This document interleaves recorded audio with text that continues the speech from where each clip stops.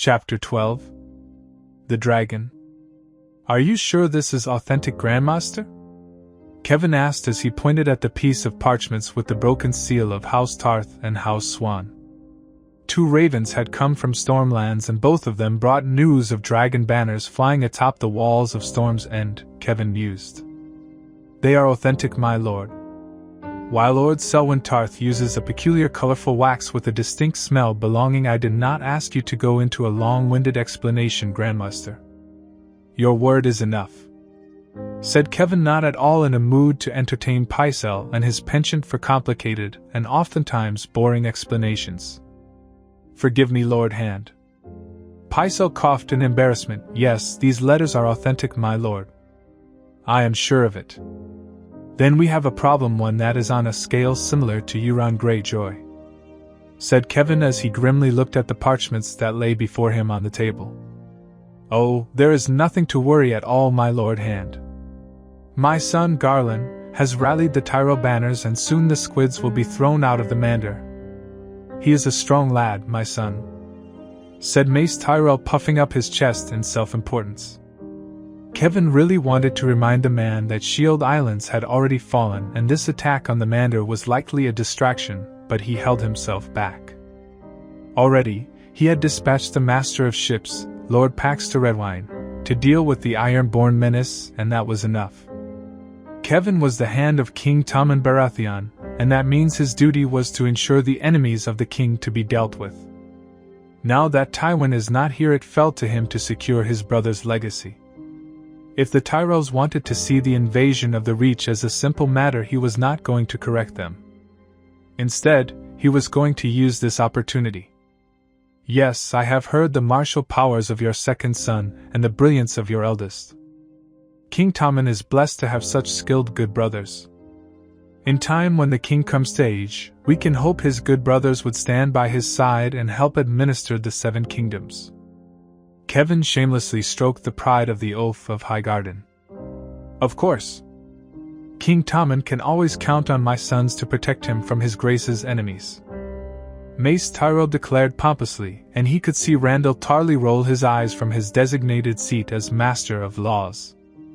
As Ser Garland will undoubtedly put an end to the squids, as Lord Tyrell assures us, we must turn our sights to Dorne and Stormlands.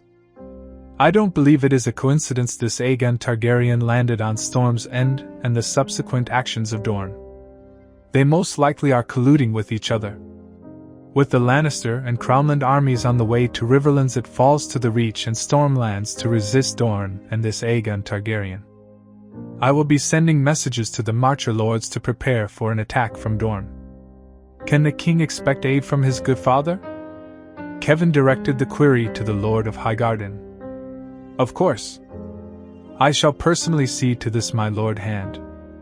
That alarmed Kevin more than any possible inaction from the Tyrells. Oh no, my lord. Your counsel is invaluable to the king. Might I suggest Lord Randall deal with this Aegon Targaryen and his golden company? Kevin silkily suggested with vague compliments as a cover. Oh yes, yes. The king will be in need of my counsel. Besides, this Aegon is likely some Blackfire pretender, especially with those horrid Selsward company at his side. Mace scrunched up his nose in disdain. Lord Tarth informs us that John Cunnington is by this Aegon's side. There might be some truth to the identity of this Aegon, as the babe all those years ago was hardly recognizable. Kevin mused out loud as his mind went back to that day.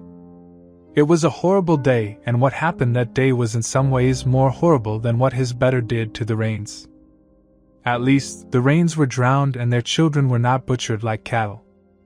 Elia Martell and her children were mutilated beyond recognition, and now the actions of his brother have come back to haunt the family. The Golden Company is a ragtag group of failed men. All they have achieved till now are consistent failures in every Blackfire rebellions they participated. This time will be no different, especially if that failure of a Cunnington is advising this mummer dragon. Mace Tyrell proclaimed with a huff, and Kevin exchanged a silent look with Randall Tarly. Both men knew the Golden Company was nothing to scoff at. Each time the Sellsword Company has advanced further and further towards their goal in placing a Blackfire on the throne, and this time they have already taken Storm's End. With Stormlands as weak as it is after the War of Five Kings, the well-disciplined men of the Golden Company would roll over Stormlands with ease, especially if the Dornish army joins them. John Cunnington was young back then, my lord.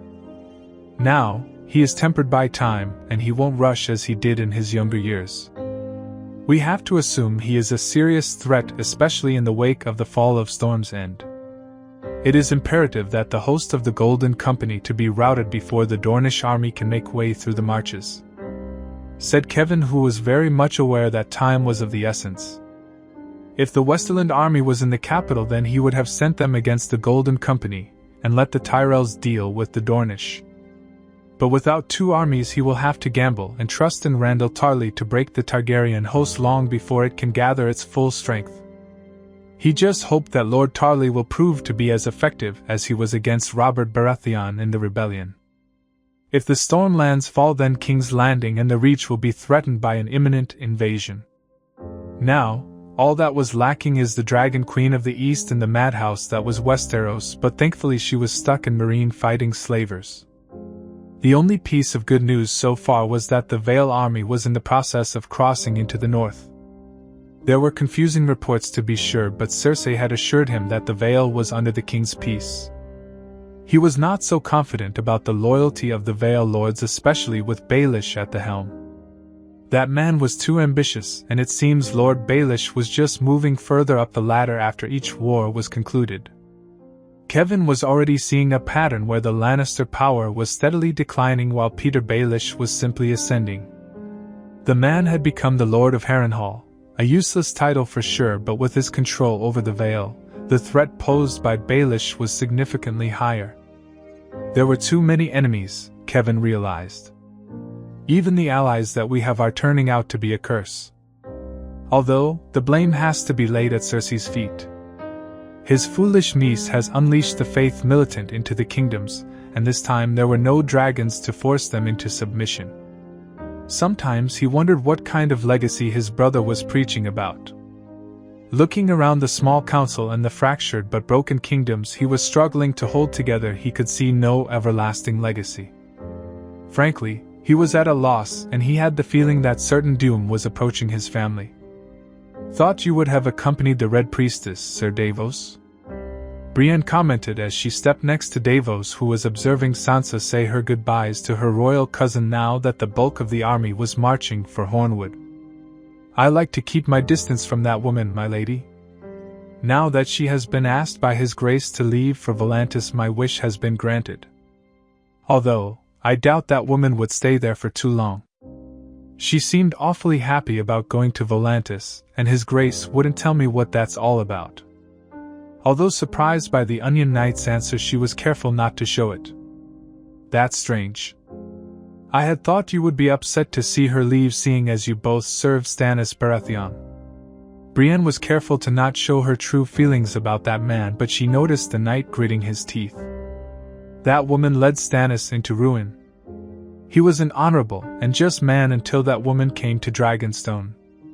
She began whispering into the ears of men, and soon she was at Stannis' side as well, and she changed him for the worst.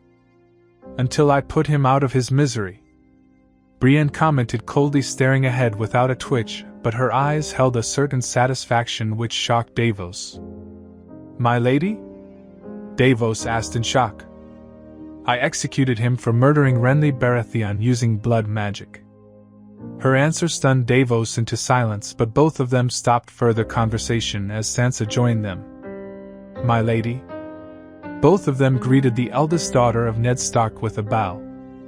"It seems I am to ride for White Harbor. According to my dear cousin, I will be safe over there rather than by his side." Sansa complained with a huff as she scowled at her cousin in the distance. "Well, he is not wrong," said Davos, which earned him a glare from Sansa. "The Boltons already have your brother, my lady. Your cousin is right to ensure your safety in White Harbor, where the Boltons have no influence," said Brienne as she let out a silent sigh of relief, happy that she didn't have to escort Sansa into battlefield after battlefield. I wanted to see the look on Ramsay's face when Daeron turns his precious army into a pile of ash. Sansa scowled, not at all happy being denied to watch the last hope leave her former tormentor's eyes. I think you will get that chance and more, my lady. Your cousin seems to have already issued orders to all troops to not kill Ramsay Snow, said Brienne, and she worried what was waiting in store for the future. The Targaryens were not of sound mind in the last few generations, and she rightly worried for her charge's safety. Her father had always said that the dragons were temperamental, and looking at Daeron Targaryen, she feared how he will turn out, especially with that dragon under his command. Is that a message for Lord Manderley? Davos asked, looking at the sealed parchment in Sansa's hand. No, Sir Davos. My cousin asked me to send a raven to one of his friends in the Citadel. One Samwell Tarly, I believe. Said Sansa knew the lad. A good lad. Davos trailed off as his eyes widened in surprise. What are those two doing down there?